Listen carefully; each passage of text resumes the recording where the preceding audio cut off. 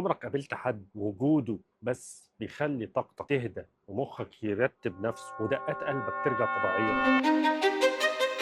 وحد تاني من غير ما يعمل حاجة غلط بس حضوره بيسحب منك نورك شوية بشوية. الفرق هنا مش حسن النية ولا سوء نية، الفرق أعمق بكتير. في حياتنا هنقابل ناس ترفعنا وناس توقعنا، ناس أول ما تقعد معاهم تحس إن روحك بتهدى ومخك يرتب نفسه وضربات قلبك ترجع هادية، وناس تانية من أول كلمة تحس إن طاقتك اتشفط، بطاريتك نزلت 30%، وتبدأ تسأل نفسك يمكن أنا اللي حساس، يمكن أنا اللي ببالغ. الغريب إن معظم الناس مش أشرار ولا توكس بالطبيعة، لكن كل واحد فينا عنده طاقة معينة وطريقة ثابتة بيفهم بيها العالم. النهاردة نتكلم عن كتاب اسمه Surrounded by Idiots، بيشرح توماس إريكسون فكرة بسيطة وعبقرية، إن الناس بتتواصل مع بعض بأربع لغات مختلفة، مش لغات منطوقة لكن لغات نفسية، واللغات دي ممثلة بأربع ألوان: ريد ويلو جرين اند بلو. خليني أحكي لكم حكاية عن الألوان الأربعة اللي جوه كل واحد فينا، عن الظل اللي بيشوه الطاقة، وعن المشاعر لو فهمنا رسالتها. أول فكرة لازم نفهمها، مفيش حد عنده لون واحد بس، يعني مفيش حد ريد بس ولا يلو بس ولا جرين ولا بلو بس. احنا كلنا عندنا الألوان الأربعة بس بدرجات مختلفة، وبيبقى عندك لون أو اتنين هم اللي غالبين، وبيظهروا في طريقة كلامك وقراراتك وحتى في طريقة توترك. يعني ممكن تبقى في الشغل ريد أكتر وفي البيت جرين أكتر، أو ممكن بره مع أصحابك تكون يلو وفي الشغل بلو، منظم واناليتيكال. اللي هقوله دلوقتي مش علشان تحط نفسك او اي حد في اطار معين، لكن علشان تفهم انت بتتحرك من انهي لون واللي قدامك بيتحرك من انهي لون. خلينا نفهم ان الالوان الاربعه هم اربع طاقات جوه كل انسان. اول واحده الرد، وهي طاقة النار اللي جواك، ده الجزء اللي فيك اللي يحب الإنجاز، القرار، الوضوح،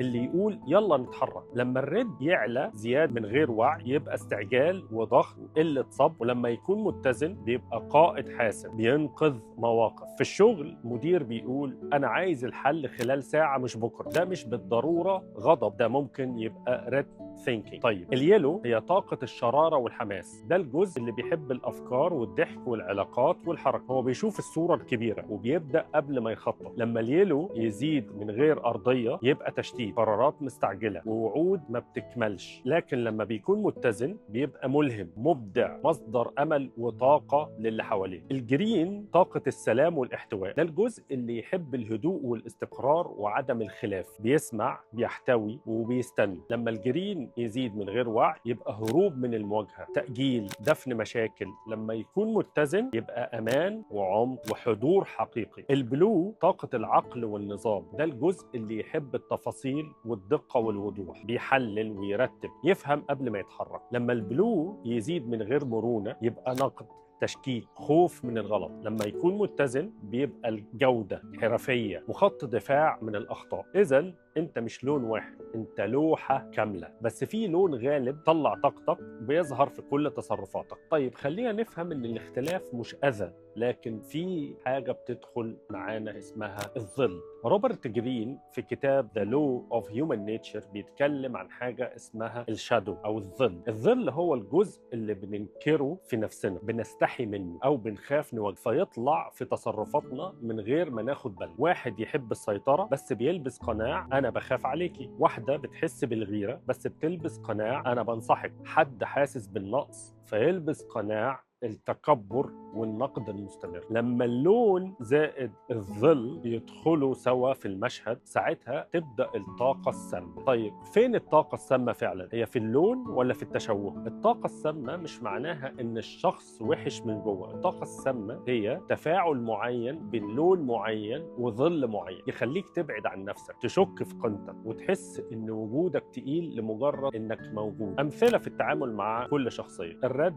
زائد الشادو بيبقى تحكم تحكم وتقليل وفرض رأيه بالقوة. اليلو زائد الشادو هو فوضى وعود كاذبة يسحبك في دوامة من غير نهاية. الجرين زائد الشادو هو دور ضحية دائم يخليك انت اللي دايما بتشيل. البلو زائد الشادو هو نقد جارح لا قرار، تقييم مستمر يكسر ثقتك. هنا مش بنتكلم عن اختلاف شخصيات، احنا بنتكلم عن تشوه في الطاقة، وده اللي لازم تحمي نفسك منه. كلامي اللي جاي خاص للسيدات وللبنات، لأن في ساحة مقارنة وطاقة مش مظبوطة. خلينا نعترف إن العلاقات بين البنات والسيدات فيها مستوى مختلف من الضغط، في الشكل، في النجاح، في الجواز، في الأمومة، في المنصب، توقعات المجتمع. كل ده بيخلق جو مليان مقارنة، تنافس صامت وجلد ذات. تلاقي واحدة كلامها لطيف بس طاقتها كلها مقارنة، واحدة بتدي نصيحة بس في العمق عايزة تثبت إنها أحسن، واحدة تتابعك على السوشيال ميديا لكن تعليقها يخليكي تحسي إنك دايما أقل. الغيرة والمقارنة جزء طبيعي من الطبيعة البشرية، لكن لو ما عرفناهاش وما فهمناهاش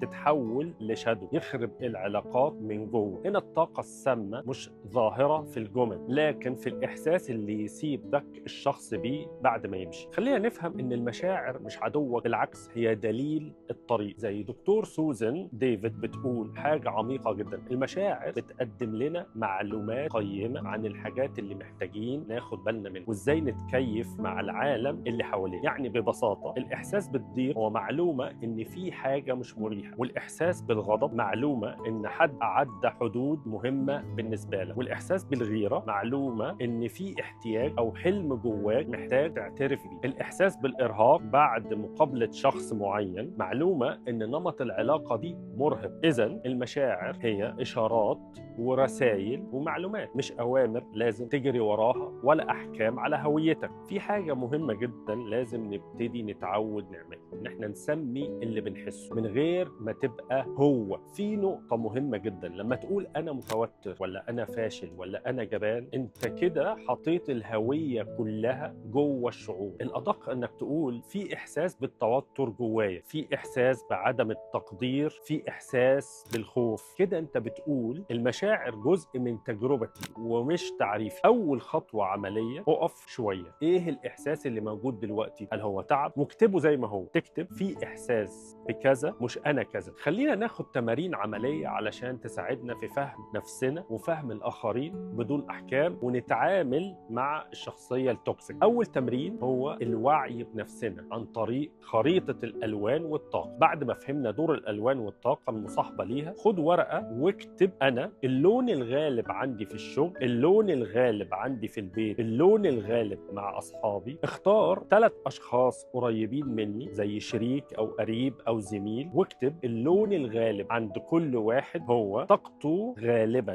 بتشحن ولا بتستهلك. ده اللي هنسميه تمرين الوعي. التمرين الثاني هو اكتشاف الشادو عندك وعند الناس اللي حواليك. اسأل نفسك بصدق: امتى بستخدم الهزار علشان اهرب من الحقيقة؟ ده اللي بنسميه يلو شادو. امتى بستخدم الحسم علشان اخبي خوفي من الضعف؟ وده الريد شادو. امتى بلعب دور الضحية بدل ما اتحرك؟ وده الجرين شادو. امتى بنقد علشان احس اني اعلى؟ وده البلو شادو. اكتب امثلة حقيقية من حياتك من غير جلد ذات، بس ملاحظة حقيقية. التمرين الثالث هو التعامل مع شخص طاقته سم أو التوكسيك بيبل. التمرين الثالث هو التعامل مع الشخصية التوكسيك خطوة بخطوة. أول حاجة هنبص عليها في حياتك الشخصية، تلاحظ بدون حكم. كل مرة أقعد مع الشخص ده في إحساس بالإرهاق، بالذنب، بالتقليل بعد ما أمشي. أنت هنا فهمت. هتسمي النمط: هل ده ريد بيعلي صوته، ولا جرين ضحية دايما، ولا يلو فوضوي، ولا بلو ناقد؟ شوف بقى لو معاه أي شادو: سيطرة ولا مقارنة ولا استغلال. بعديها تحدد احتياجاتك. أنا محتاج إيه فعلا؟ محتاج احترام، محتاج مساحة، محتاج هدوء، عدم مقارنة، لغة ألطف. وبعديها تعمل ما يسمى بالتواصل الهادي بصوت هادي وواضح. لما بيحصل الإحساس او اللي احنا سميناه بيكون جوايا بحس بكذا وبحتاج اني افهم علشان اقدر اكمل العلاقه دي وانا مرتاح. وهنا بتعمل اعاده تصميم العلاقه، ان انت تقلل الوقت معاه، تغير شكل الكلام من فضفضه سلبيه لمشاركه حقيقيه، تحط حدود، مش كل مره هقدر اسمع نفس القصه بنفس الطريقه. واهم حاجه ان انت تقبل النتيجه، يعني لو الشخص مش عايز يتغير يبقى لازم تغير درجه القرب مش تغير قيمتك انت. تاني حاجه في الشغل، مهم جدا ان احنا نفصل الشخص عن الوظيفه، يعني ده زميل مدير مش اب روحي. وهنا هنفهم اللون زائد الشادو بتاعه، يعني مدير ريد زائد شادو هتلاقيه سيطره وبيعلي صوته، زميل بلو شادو بتلاقي نقد وبيدقق في التفاصيل. خلي يبقى عندك اتصال مهني واضح، استخدم جمل دايركت. علشان اقدر اشتغل احسن محتاج توجيه واضح من غير هجوم. اركز في الشغل مش على الشخص. حط حدود للوقت والمجهود، يعني مش كل رسالة لازم ترد عليها في ثانية، مش كل ضغط لازم تشيله على أعصابك. مش عيب أبدا إن أنت تطلب دعم خارجي لو الوضع توكسيك بزيادة. مهم إن أنت لازم تدون، مش علشان الانتقام ولكن علشان تفتكر تعمل تقارير رسمية أو استشارة HR أو شخص موثوق بيه. في النهاية إحنا مش ألوان، إحنا بشر، بس الألوان والظل والمشاعر بيدونا لغة نفهم بيها نفسنا واللي حوالينا. لما تفهم اللون هتقلل الصدام، ولما تفهم الشادو هتفهم التشوه، ولما تحترم مشاعرك كرسائل ومعلومات قيمة مش أحكام على نفسك ولا على غيرك، هتعرف تحمي طاقتك من غير ما تقسى على حد ومن غير ما تظلم نفسك. أكبر لحظة قوة في حياتك هي اللحظة اللي تفهم فيها مين بيشحنك ومين بيستهلكك. لو حاسس إن الكلام ده مفيد، أنا بجهز لك دليل عملي مكتوب هيكون فيه كل الخطوات دي وأسئلة وتأملات وتمارين تقدر تطبقها على نفسك وعلى علاقاتك في البيت وفي الشغل. هتلاقي لينك تحميل الدليل في وصف الفيديو أو في الكومنت المثبت. نزله واشتغل عليه بهدوء، وخلي الفيديو ده يكون نقطة بداية مش مجرد لحظة وعي وتعدي، علشان تعرف ازاي تتعامل مع التوكسيك بيبل.